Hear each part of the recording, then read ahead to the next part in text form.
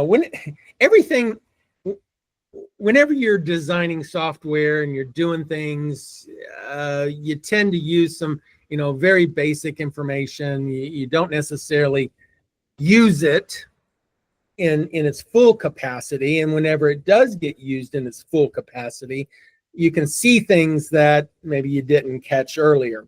And the fact that the team had 1,300 tags, I mean, that was a big deal. We did change the way some of the things were getting loaded so that whenever you go into a contact record, the screen loads quicker. It's not having to deal with loading some of the tags as well. So just spending some time making it a little bit more robust in that fashion.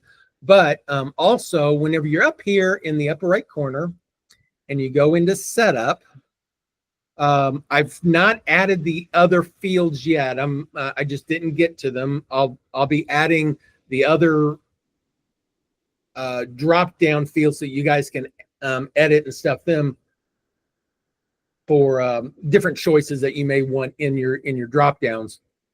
But specifically in the managed tags, this was taking a long time to load with 1,300, and so I changed the way this is getting loaded.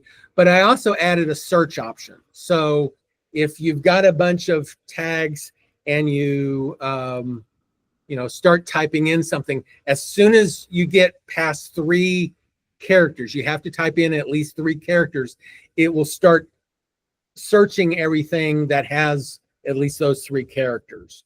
Otherwise, if you're just doing 2, it searches and still has a big delay. But this way you can go through and quickly find, edit. If you need to delete some of them, you can certainly do some cleanup and stuff right there. So that search has been added and the whole list gets loaded a whole lot quicker than it was